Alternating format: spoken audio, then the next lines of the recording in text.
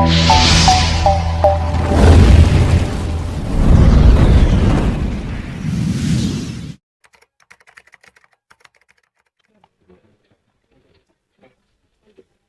Sir, నా పేరు గోపాల్ కృష్ణ.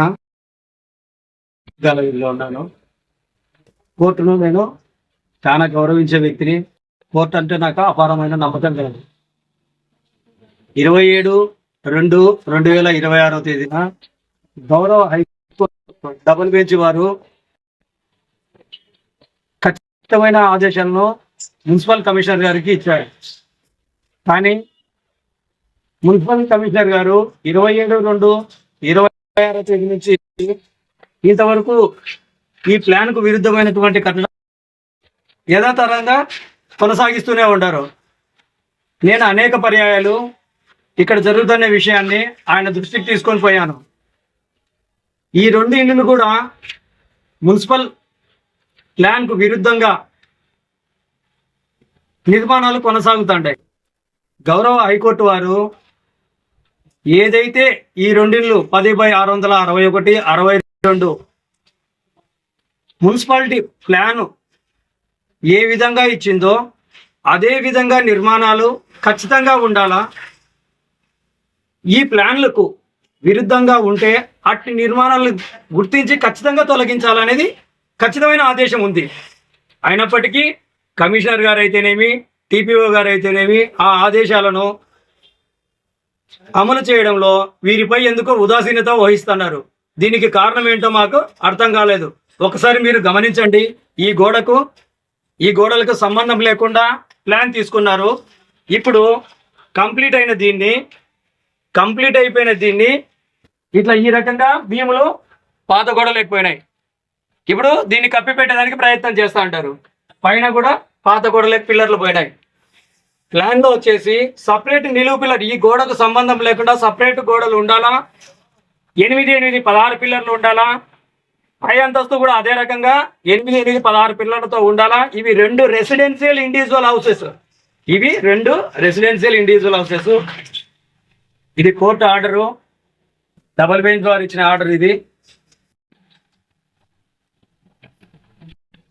ఇవి మున్సిపాలిటీ వారితో 2 రెసిడెన్షియల్ ఇండివిజువల్ హౌస్లని ప్లాన్లు తీసుకున్నారు. ఇది మరో ఇల్లు, ఇది మరో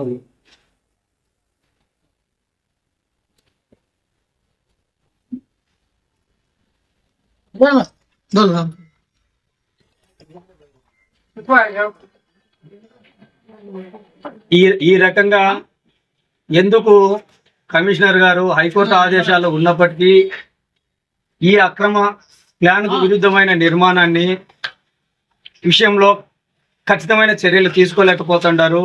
వీరిపై ఎందుకు ఉదాసీనత వహిస్తున్నారు? దీనికి కారణం మాకు అర్థం కాలేదు.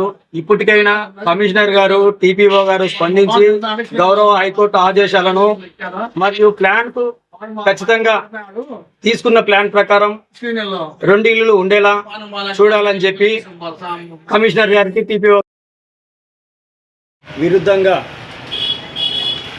తీసుకున్న ప్లాన్కు విరుద్ధంగా అక్రమ నిర్మాణం జరుగుతుందని చెప్పి నేను హైకోర్టు ఆదేశాలతో సహా కంప్లీట్ పేపర్ను నేను కడప జిల్లా కలెక్టర్ గారి దృష్టికి గ్రీవెన్స్ సెల్కి తీసుకొని పోయాను. వారు ఈ యొక్క కేసు తీవ్రతను బట్టి నేను ఇచ్చిన కంప్లైంట్ను నా చేతికే ఇచ్చి పంపించారు. నేను వెంటనే మున్సిపల్ ఆఫీస్కి వెళ్ళి నా కంప్లైంట్ అర్జీని మున్సిపల్ ఆఫీస్లో సబ్మిట్ చేయడం జరిగింది. అక్కడ సీల్ కూడా వాళ్ళు వేసేయడం జరిగింది. అయినప్పటికీ టీపీఓ గారు 15 రోజులు అయిపోయిందని చెప్పి, నేను ఇచ్చిన కంప్లైంట్ రాలేదని చెప్పి ఆ కంప్లైంట్ నేను ఆల్రెడీ కంప్లైంట్ ఇవ్వడం జరిగింది. కంప్లైంట్ కాపీ ఆ తీవ్రతను బట్టి మున్సిపల్ ఆఫీస్కి ఇవ్వడం జరిగింది. వారి దగ్గర నుంచి నేను సీల్ కూడా తీసుకోవడం జరిగింది. కానీ టీపీఓ గారు మీ కంప్లైంట్ మా దగ్గరికి రాలేదు అని చెప్పి ఈ రకంగా కలెక్టర్ గారికి రిటర్న్ పంపించిందంటూ రాసినాడు.